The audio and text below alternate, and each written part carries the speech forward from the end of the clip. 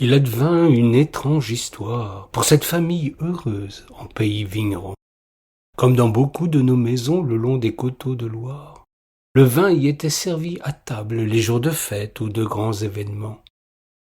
Ceux qui vivent au pays du tuffeau ont les tonneaux dans le cellier, à 2 pas de la cuisine, bien au frais dans la roche protectrice.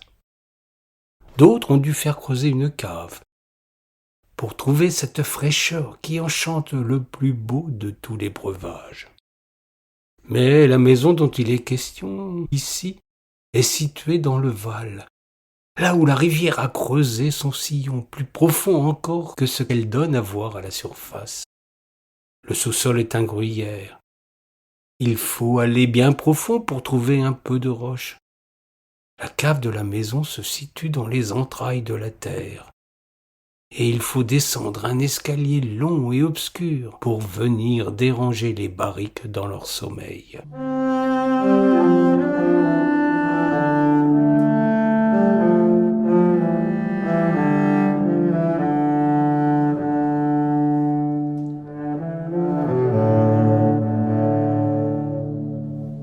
Ce détail, qui de nos jours peut paraître dérisoire, n'en était pas un en cette époque lointaine où la fée électricité n'était qu'une utopie impensable.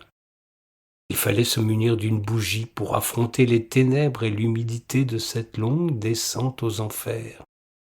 Pour les adultes, surtout pour le père qui avait son briquet à pétrole dans la poche, l'aventure semblait très banale. Mais pour les enfants de la maison, c'était l'épreuve qu'ils redoutaient le plus au monde.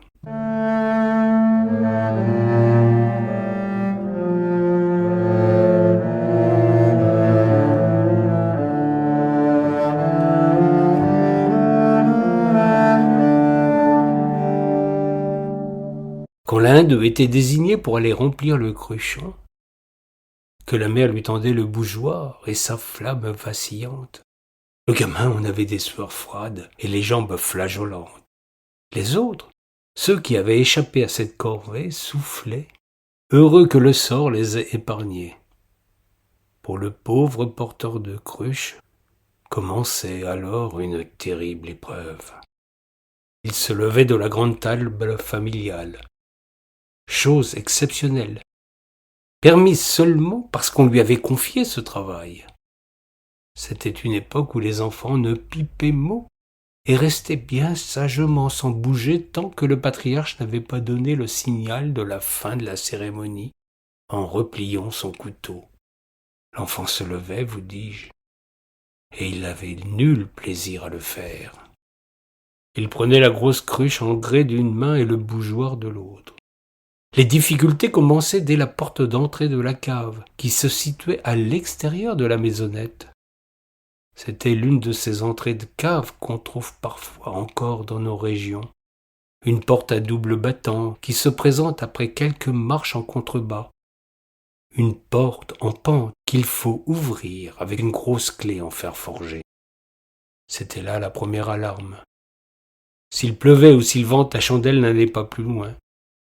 Le gamin aurait alors effectué sa longue descente à tâtons, redoutant de tomber sur une bête visqueuse ou bien de trébucher sur une marche branlante.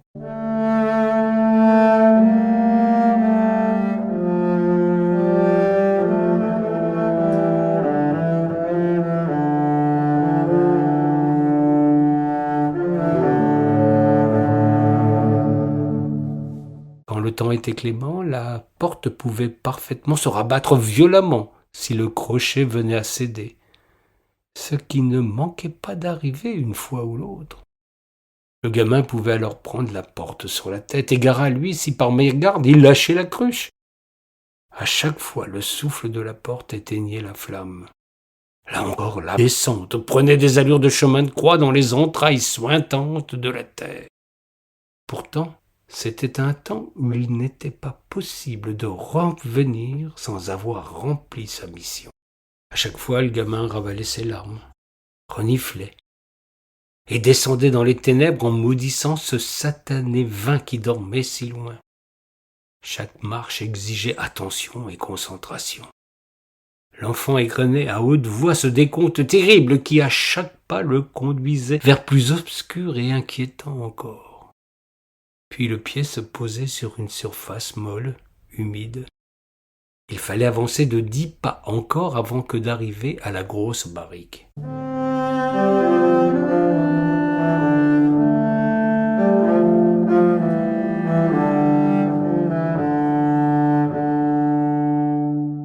Sans y voir goutte, le gamin posait le bougeoir qui lui avait été de si peu d'utilité et cherchait la cannelle comme un aveugle qui veut trouver son chemin.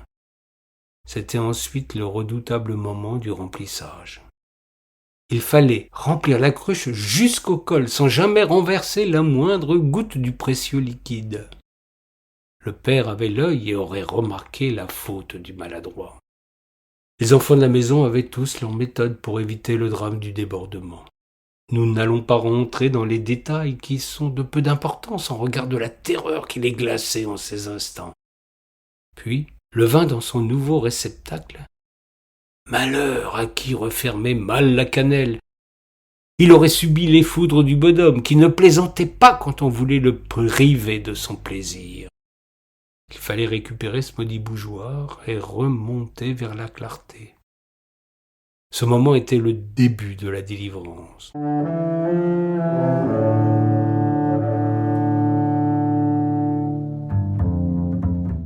Un filet de lumière indiquait la marche à suivre, l'ultime épreuve qu'il fallait affronter. La porte, si souvent refermée, il fallait la pousser pour franchir ce dernier obstacle sans jamais quitter des yeux le si précieux flacon. Dehors, le gamin ne devait pas se précipiter. Il n'avait pas intérêt à oublier de fermer à double tour la méchante porte, ni à oublier la grosse clé. C'est une paire de claques qui tombait sur les joues du malheureux s'il revenait sans cette grosse clé dans sa poche. Là encore, il fallait encaisser l'affront sans renverser le nectar du cruchon qu'il tenait encore dans la main. C'eût été un crime abominable, puni de quelques privations de dîner pour celui qui aurait lâché la cruche en ces instants d'ire paternelle.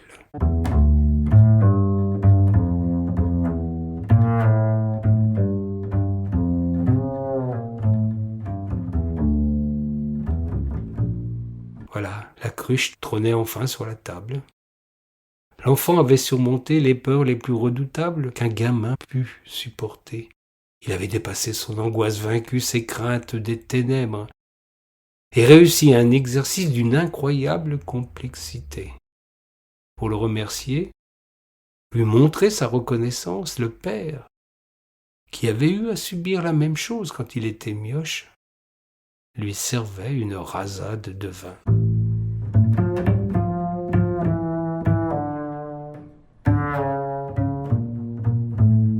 Je sais qu'il y aura parmi vous des gens pour s'offusquer de la chose, pour y voir une forme de maltraitance ou pire encore, une atteinte à la santé du nia. On ne peut pas comparer les époques et regarder avec nos yeux d'humains d'aujourd'hui ce qui se faisait dans le temps jadis. Je vous prie de ravaler vos griefs et vos indignations, ou alors la morale de cette histoire va vous choquer davantage encore.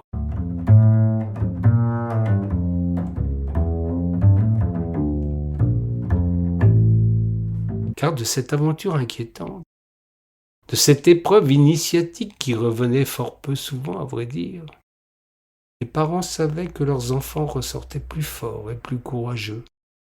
Et comme le vin le long de la Loire est un don de Dieu, jamais un seul gamin ne recracha la petite rasade qu'il héritait en récompense de son exploit.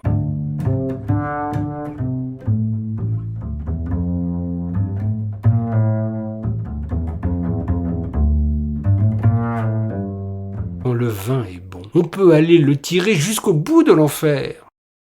C'est la morale de cette fable. Vous n'allez pas refuser de boire un verre d'un bon vin de Loire.